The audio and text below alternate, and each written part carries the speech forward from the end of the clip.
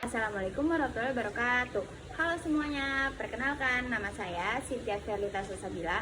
Saya mahasiswi UIN Sultan Maulana Hasanuddin Banten. Saya ingin mengerjakan UAS pengantar teori komunikasi.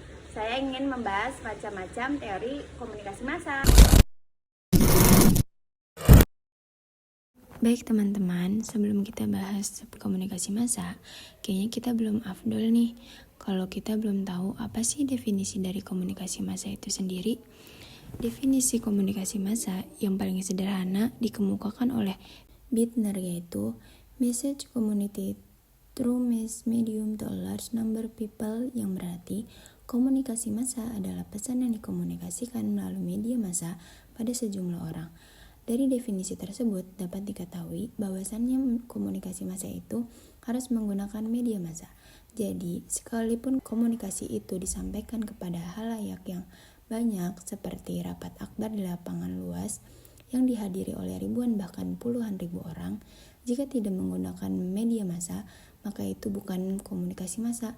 Nah, sekarang kita bahas mengenai 7 macam teori komunikasi massa. Teori yang pertama yaitu teori Jerome Hypodemic atau hipodemik. Ini dalam seri teori Jerome Hypodemic dikenal juga dengan magic boat atau stimulus restoran fair.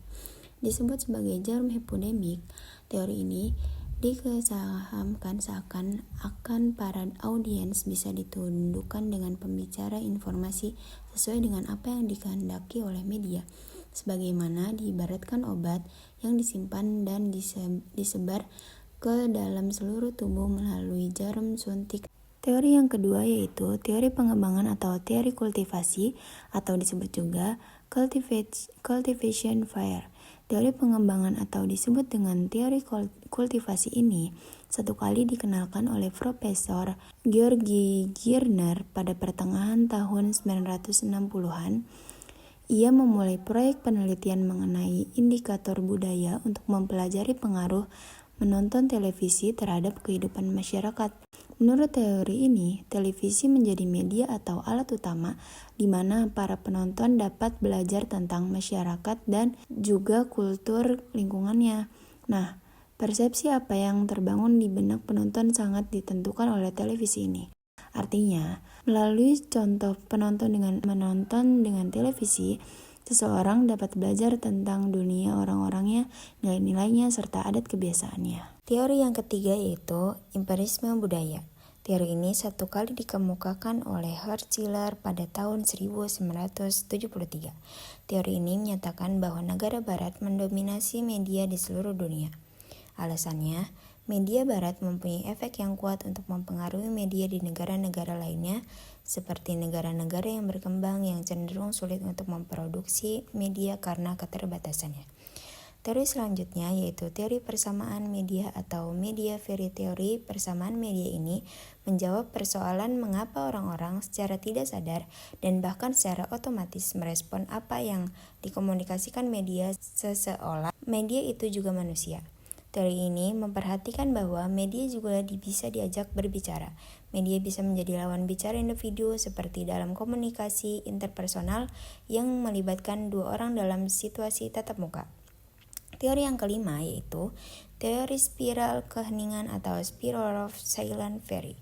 Teori ini berkembangkan oleh Elizabeth Noel Newsman yang menganggap bahwa suara minoritas sulit diterima oleh media sehingga menyebabkan kelompok minoritas harus menyembunyikan pendapat manapun pandangannya ketika berada dalam kelompok mayoritas. Seseorang yang berpikir bahwa mereka adalah orang minoritas akan menekankan pandangannya.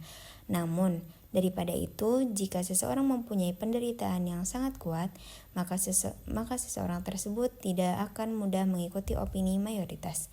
Teori yang keenam yaitu teori determinis teknologi atau teknologi determinis theory.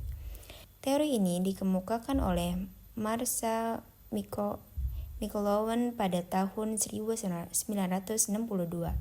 Dasar teori ini adalah bahwa perubahan yang terjadi pada berbagai macam cara berkomunikasi akan membentuk pola keberadaan manusia itu sendiri. Teknologi membentuk individu bagaimana cara berpikir dan berperilaku dalam masyarakat, sehingga teknologi tersebut pada akhirnya mengarahkan manusia untuk bergerak lebih maju. Teori yang ketujuh yaitu teori difungsi inovasi atau DeFi.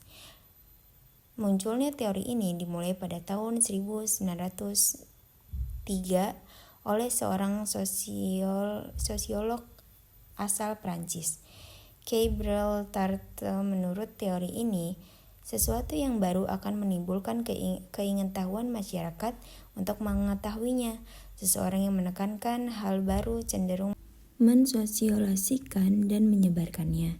Jadi, teori ini menitik beratkan bahwasannya manusia ketika menemukan hal baru cenderung akan membagikan informasi tersebut kepada orang lain melalui media massa manapun. Baik teman-teman, itu beberapa penjelasan teori komunikasi massa dari saya. Bye-bye, terima kasih semuanya.